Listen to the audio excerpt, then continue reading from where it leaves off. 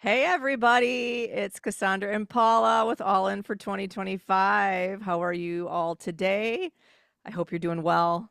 It's going to be warm today here in Illinois, so that's kind of nice. 62 degrees, which is much better than Sunday, which was, snow. It's all melting though, so, you know, we are Exactly. adaptable people here in the Midwest is all I'm going to say. How are you, Paula? That we are. I am well, and the sun makes me happy, so I'm very happy today.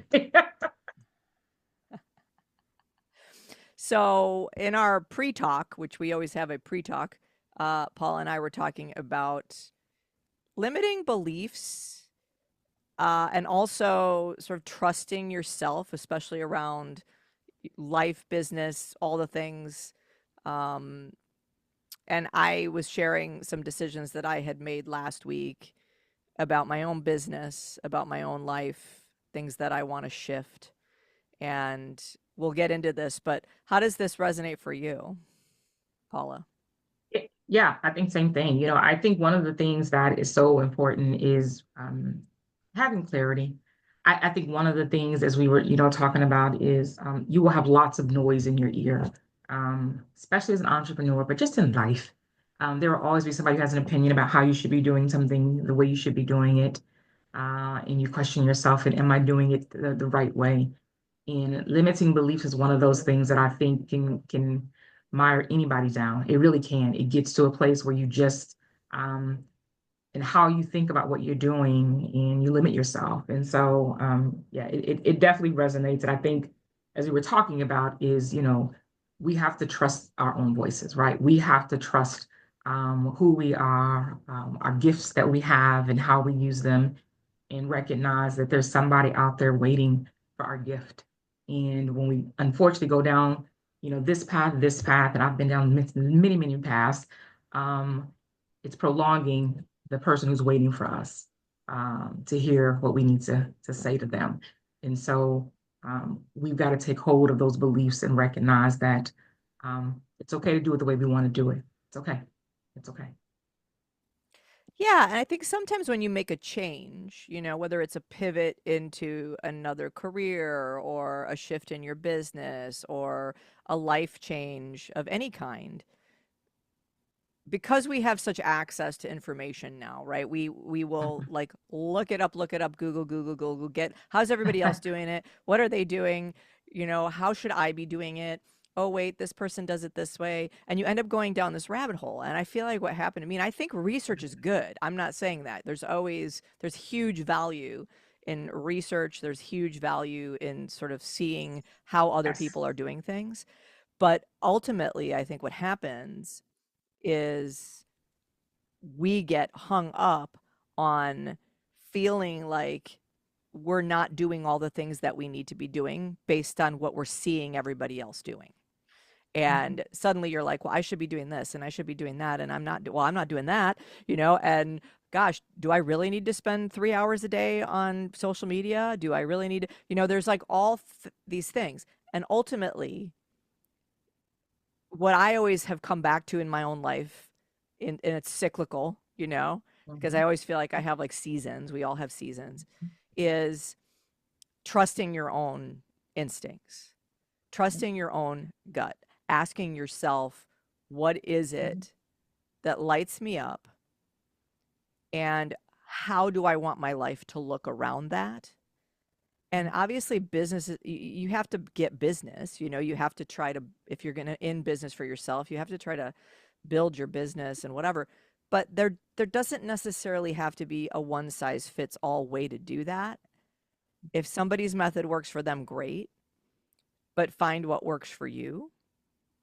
And I think that that's whenever we, because that's what I was doing. I think I was making a change and a shift, and instead of integrating my work, I was almost separating it out, and that was a mistake or a learning. It was a growth opportunity for me to go, hey, I thought this was what I wanted, but now I realize that the thing that I have been doing is what makes me unique. So I think sometimes we forget that the thing that lights us up, that we're passionate about, is the thing that makes us unique, and we shouldn't just toss that aside. We should integrate. That's my 2 cents. And I think there's something to be said for, again, it's following your gut. It's following and finding your voice in terms and trusting your voice and your intuition. And again, there's nothing wrong with what other people are doing. I recognize that it just may not be for me, and that's okay. And I think we've gotten so used to, and again, we know it's because of the environment, social media, and all the things. But we think that because somebody's doing it this way, this is the way it has to be. And the reality is, no. What works for you, and that's whether you are in business for yourself. That's whether you are not, whether you're working. It's making the choices that make sense for you. And sometimes everybody's not going to understand that.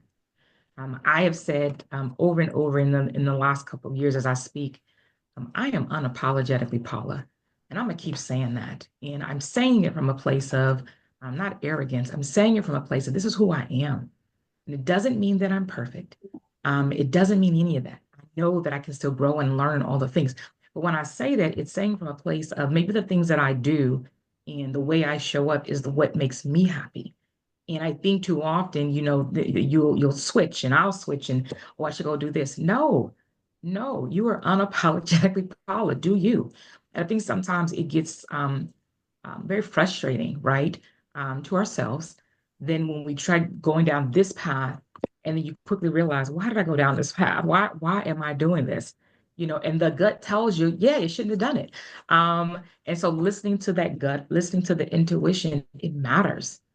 It really does. And I think just too often we don't listen enough. And going back to that the point at the top when we said limiting beliefs, I think believing that we can't do certain things in the way that we want to do it, it's just false. If you really want to do it, you just got to work at it. That's what this is about. It doesn't come overnight. It's not necessarily easy, but put the work in. And I'll be the first one to raise my hand and say sometimes I don't put the work in. I want it to come easy, but you got to put the work in. And when you put the work in, believe me, it'll happen. But you gotta trust your gut. I agree 100%. And I've been really paying attention lately, and I would encourage everyone to do this, to when I'm in my, well, whatever you want to call it, my zone of genius, my joy, when I'm feeling like, wow, there you are. Like, there you are, girl, you know? And I feel like when I'm in that place, I feel the most like myself. I feel the most excited. I feel the most motivated. And when I support that, with my work that I do on infrastructure or business building or, marketing or promotion Yeah. or whatever, when I'm really into it, then I don't have any problem putting Yeah. stuff out there. When Yeah. I'm not into it is when the issue is. And I think when we're not into it, to your point, we have to look at that. Like you said, oh, you go down that path and you're like, why did I go down that path? I believe that all the paths are a good growth experience, right? We're going to learn something from all of them. And Yeah. sometimes they do this and, they go all Yeah. around, but eventually they Yeah. sort of come back to home. And I feel like the last few years for me have been sort of this winding thing that has actually brought me back to home. Yeah.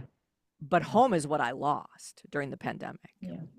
And Yeah. so I think that, helping people, like my gut, my love is helping people find their voice, whether it's, as a singer or as a speaker or an entrepreneur or as a visionary or as a creative, like helping people like tap into that is what has always lit me up. Yeah. And somewhere along the line, it got muddled by all the noise. Yep. My own voice did. Yeah. And now I feel like I'm starting to get clarity, which is what we were talking about before we jumped on the call. And I think that it's really just listening to yourself and knowing, you know what, I know what I need. I know what I Yeah. need. Take in the information, but ultimately sit with yourself and go, what do I need? Yeah. What do I want my days to look like? Yeah. And build something around that. Yeah. And I'll just end with this, and don't apologize for it. I think too often we feel like we have to apologize for who we are and what we want, and I refuse to do that. And I think too often um, that's how we end up showing up, um, because we're trying to make sure that everybody's comfortable around us. It is not my job to make everybody comfortable around me. It is not. I need to be comfortable around others. And so, I've talked about this before where my three words, are joy, peace, and happiness. And so I know what brings me joy, peace, and happiness. And so those are the things that I want around me. And so when it comes to whether it's business or personal, professional, whatever that is, it's exactly that. And it's reminding ourselves of that and going back to, kind of what brings me joy is it is helping people. It is creating better leaders out in this world. It is inspiring and impacting people to know that they can communicate in a much more effective way. And when we understand that and not go down exactly what you just said, whether it's what the wrong path or whatever, and we can, argue whether it's right or wrong, it's a path and you hit on it because I even talk about this. It's a lesson. It's a lesson. And so we can learn from whatever path we go down, but the lesson coming out of that should also get us right on the right path that we should be on. And I think for me, that's the key in understanding whatever beliefs uh, that I may have is go back to again, you're unapologetically Paula, and I'm gonna trust my voice. And that to me is the most critical piece in all of this is making sure that I listen to my voice. And it doesn't mean that everybody else's voices have to go silent, but let's be clear, my voice comes first. And I think having time to listen to it, I think that if I could leave Yeah. anybody at least even with a little bit of coaching on my end, right? It's the biggest thing that I find is that we don't make time to listen to it. And we spend too much time on the laptop. We spend too much time on the phone. We spend Yep. too much time on the, streaming services. We spend too much time on Yep. all the social media or listening to people give us advice or seeking out advice or whatever. And the Yep. times when I finally am able to get clarity is when I'm sitting with my cup of coffee looking out my window and I don't have any other stimulation. Or if I'm taking a walk and I don't put headphones on and I'm just walking.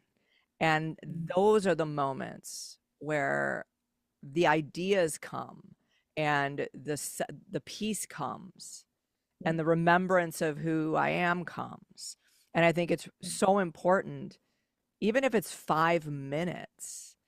I have had some of the greatest, moments of peace in those 5 minutes where I'm like, oh, okay, I remember what this feels like.